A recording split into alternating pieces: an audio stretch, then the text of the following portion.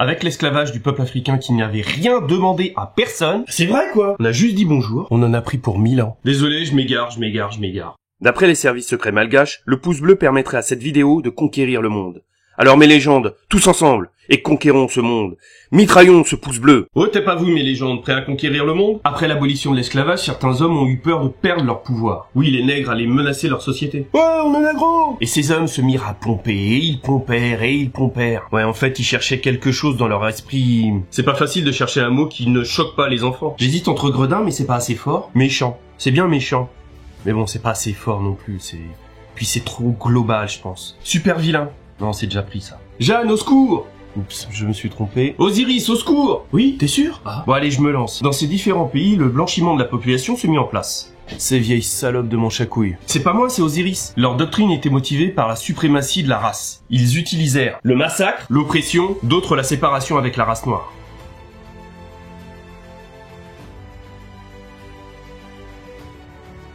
On commence par l'Argentine. En Argentine, la population noire ne représente que 1,8% de la population totale. Alors qu'au début de l'indépendance, la population noire dans certaines villes représentait la moitié de la population. À Buenos Aires, il représentait 30% de la population. C'est principalement à cause du président Domingo Sarmiento qui avait déclaré qu'en 20 ans, il n'y aurait plus de noirs en Argentine. Et qu'il faudra aller au Brésil pour voir des noirs. Donc ils ont augmenté le flux d'immigrants venus d'Europe. Au début, ils ont voulu des hommes du Nord. Ils se sont pris un stop de colonels. Alors ils ont fait venir des Français, des Italiens, des Espagnols. La deuxième raison qui explique le fait qu'il y ait moins de Noirs en Argentine, la fièvre jaune a décimé le rang des Africains. Ils ont été confinés tous au même endroit, avec aucune chance de s'en sortir. La troisième raison, c'est la guerre d'indépendance où on avait promis aux esclaves d'être libres s'ils combattaient pour la liberté. Dans l'armée du Nord, commandée par le commandant José San Martin, il y avait 65% de Noirs. Ça aussi, ça a contribué à la disparition des Africains en Argentine. La guerre a pris fin en 1816 et la fin de l'esclavage en 1853. Ils se sont pas fait avoir par hasard. Il y a un petit écart, non ?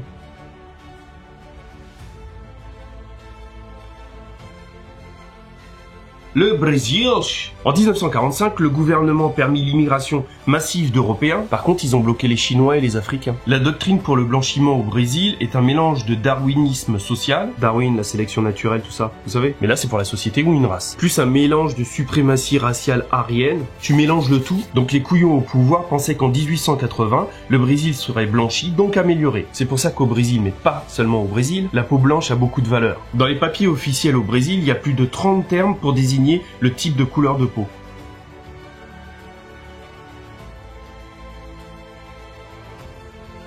Cuba. Bon, eux, leur technique de blanchiment de la population, c'est la même que les autres. Faire venir des immigrés, donc là c'était des immigrés espagnols. Ils ont investi plus de 1 million de dollars pour faire venir des Espagnols. Bien sûr, les Noirs étaient complètement exclus. Tu t'en doutes, il y a eu un blocage massif de l'immigration non blanche. Entre 780 000 Espagnols immigrés entre 1902 et 1931, il n'y en a eu que 250 000 qui sont restés. En 1920, ils font un bilan de la politique de blanchiment et c'est un total échec. Bon, les Noirs ont complètement été marginalisés de la société. Cette politique de blanchiment correspond à la période où Cuba était occupé par les Américains. Coïncidence? Ouais, je pense pas.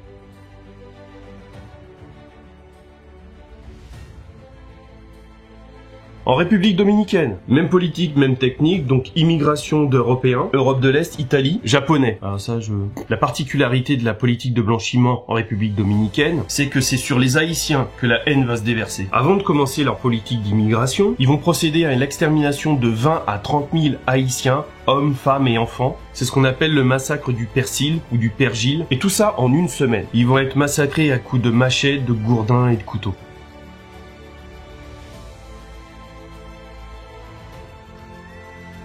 La Jamaïque. Avec l'abolition de l'esclavage, de nombreux propriétaires n'avaient pas envie de payer leurs anciens esclaves. Et eux, pour innover, ils font appel à des Allemands. C'est Lord Seaford qui s'occupera de créer un village exclusivement réservé aux Allemands. Alors les Allemands déferlent sur la Jamaïque tel le Blitzkrieg, attirés par le logement gratuit, des terres, un emploi. Non, en vrai, ils en ont attiré que 1000. Si jamais vous allez en Jamaïque, vous pourrez croiser des descendants de ces habitants à Seaford Town ou Germantown.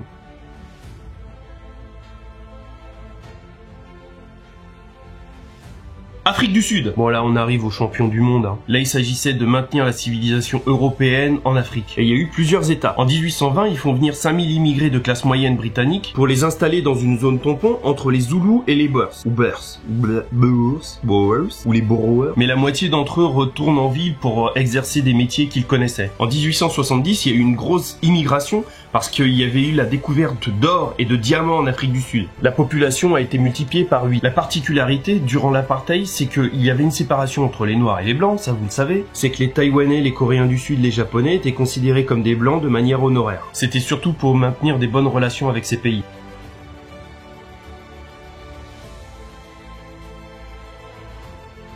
L'Australie. Bon, les Australiens avec les Américains, ils peuvent rivaliser en matière d'extermination. Bon, comme les autres, ils procèdent à une immigration européenne pour le grand remplacement. Ils lancent une politique d'immigration avec une restriction, c'est qu'elle est réservée aux Blancs. Ils leur réservent de l'argent et des emplois. Là, écoute-moi bien, entre 1869 et 1970, les aborigènes sont considérés comme des faunes, comme des animaux si tu veux. Bah les aborigènes c'était des faunes et puis nous on était des meubles. C'est une conception différente.